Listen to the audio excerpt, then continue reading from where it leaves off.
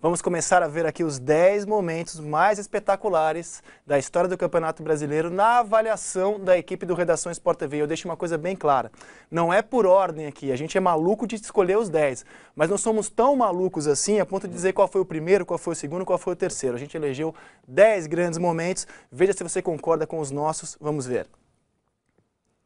O primeiro aqui escolhido pela gente em ordem cronológica não tem a ver com bola rolando. A frase escrita pelo tricolor Nelson Rodrigues no Globo, em 6 de dezembro de 76, mostra o que acontecia no Rio de Janeiro. Me senti como um estrangeiro em terra carioca, escreveu Nelson Rodrigues, torcedor apaixonado do Fluminense. Na mesma data era publicada pelo Ziraldo essa charge aqui no Jornal do Brasil. Os corintianos dividiram com os tricolores o Maracanã e viram uma equipe esforçada, com a ajuda da chuva e da Fiel, eliminar a temida máquina tricolor, defendida pelo Edinho aqui ao meu lado. Daqui a pouco a gente comenta um pouco mais sobre isso. Foi 1-1 no tempo normal e nos pênaltis deu o Corinthians classificado para a final do campeonato. 1978, o Guarani de Zenon, Bozó, Renato Pemucho, Neneca e Careca era uma jovem equipe de um time pequeno, comandado por um técnico ainda desconhecido, Carlos Alberto Silva. Mas aquela molecada boa de bola foi derrubando vários gigantes e se tornou o único time de interior a levantar a taça até hoje. Provavelmente, nunca mais veremos um campeão caipira. O Bugre joga hoje a Série C do Campeonato Brasileiro.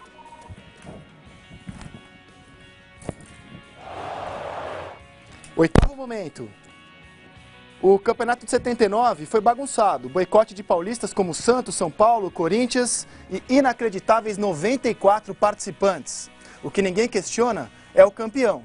Era o terceiro título do Inter de Falcão, o melhor time do país na década, no intervalo de 4 anos. Com algumas mudanças na escalação, é verdade.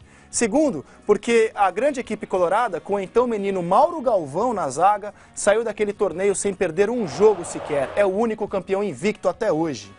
1980. O que dizer de uma decisão com Raul, Zico, Júnior e Carpegiani de um lado, Éder, Palhinha, Reinaldo, Cerezo e Luizinho de outro. No Maracanã, abarrotado com mais de 154 mil pessoas. Só poderia resultar num jogo inesquecível, com placar de 3-2, decidido pelo artilheiro Nunes, aos 38 do segundo tempo. A final mais espetacular de todos os tempos do Brasileirão. 1985. Foi o ano em que a Taça de Prata, que equivalia à segunda divisão, e a Taça de Ouro foram fundidas em um único campeonato. 44 times brigaram pela taça e chegaram à final Bangu e Curitiba, jogo único, na casa de quem tinha melhor campanha. O Maracanã praticamente lotou, com rara união de torcedores cariocas, e viu o Coxa vencer nos pênaltis após empate de 1-1. É considerada a mais alternativa e simpática de todas as finais. Os ingressos desse jogo viraram raridade e você encontra eles hoje em sites de leilões por preços caríssimos. Os 5 primeiros momentos.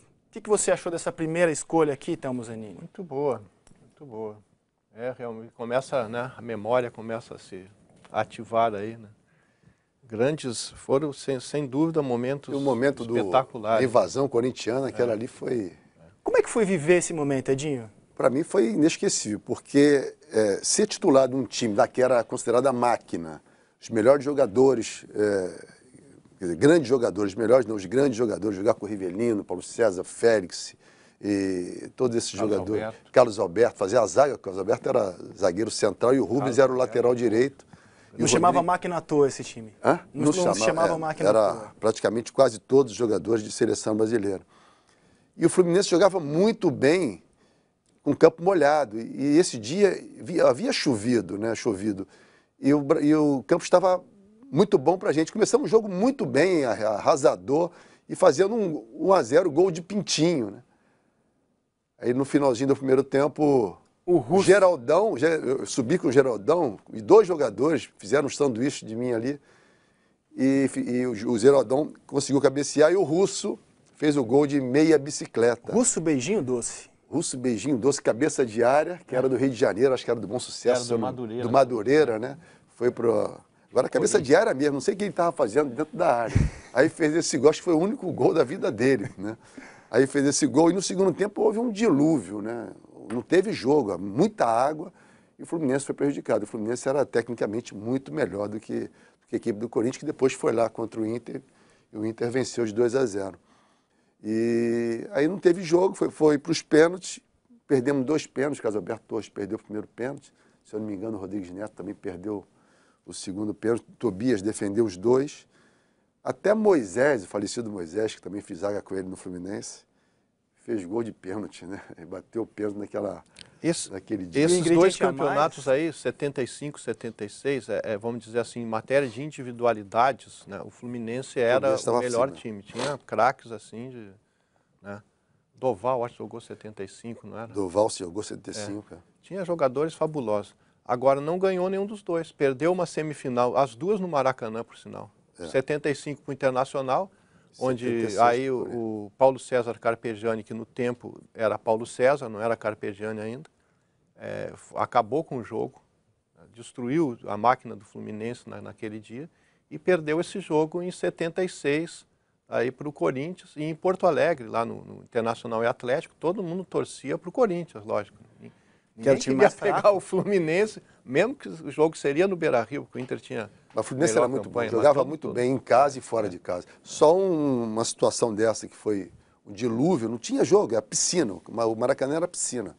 A bola não rolava. Era coisa não era nem mata-mata, era só do mata, né?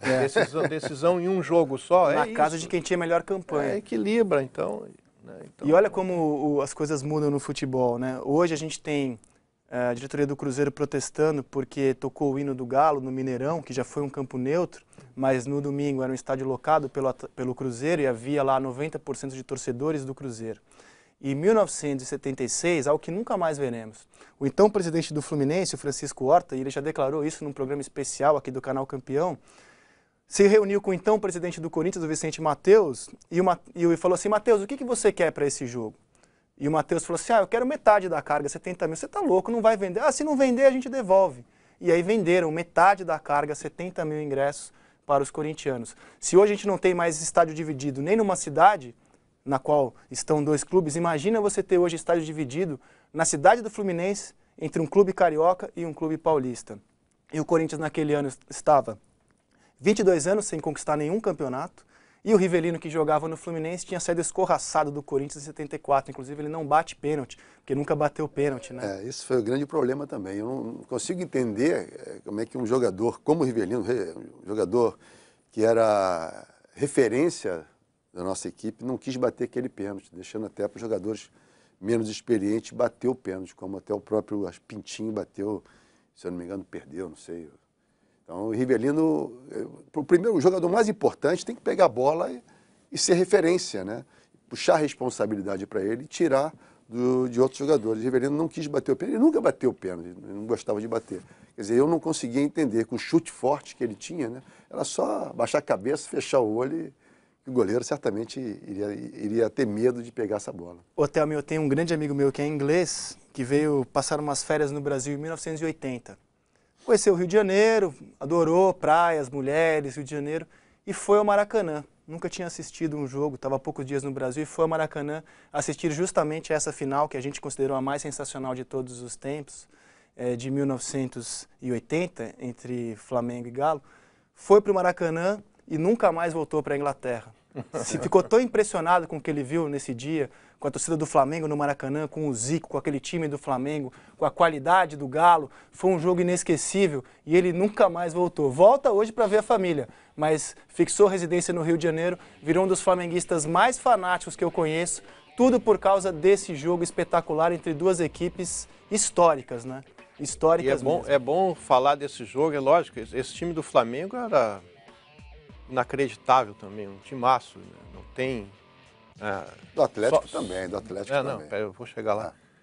Só grandes jogadores, mas o Atlético talvez fosse melhor nesse momento. O que aconteceu? Uma coisa que pesou muito a favor do Flamengo nesse jogo. O Reinaldo estava machucado. Ele estava machucado e se machucou também durante o jogo, e o Atlético ficou com um jogador a menos, se eu não me engano. E a gente diz que o Reinaldo jogou numa perna só essa partida, porque na outra ele só se equilibrava. E assim mesmo fez dois gols. O Reinaldo era um monstro, é uma coisa assim dessas injustiças do futebol. Reinaldo, que um jogador eu tive a infelicidade de jogar contra ele, né? Porque era um jogador sem 4 ministros, né? Ele tem até um fato que eu até brinco, a gente foi à seleção junto, a gente ficava no mesmo quarto, e se você empurrasse o Reinaldo, ele não andava para trás, ele caía, porque ele não tinha esse movimento para trás, porque ele... Tanto é que ele não treinava, ele não podia correr, correndo o joelho inchava. Então, mas ele era fenomenal, ele me deu um drible uma vez no Mineirão, ele estava a 7 metros na minha frente, ele deu o toque, eu virei e falei, a bola é minha. Quando eu vi, passou de passagem e ainda fez o gol, porque ele não chutava bem. Ele chegava, ele tinha o time certinho, ele adiantava a bola para o goleiro pulava, ele cavava e tocava por cima. E foi o que aconteceu. O Sérvio Túlio lembra aqui no Twitter que teve um ano em que o Galo foi vice-campeão invicto, perdeu em 77 nos pênaltis para o São Paulo. É verdade, meu caro Sérvio Túlio, e esse momento vai ser lembrado aqui pelo Redação Sport TV como um ano inesquecível para um craque. A gente vai relembrar no próximo bloco as grandes atuações, craques que jogaram demais, foram sobrenaturais numa edição de Campeonato Brasileiro.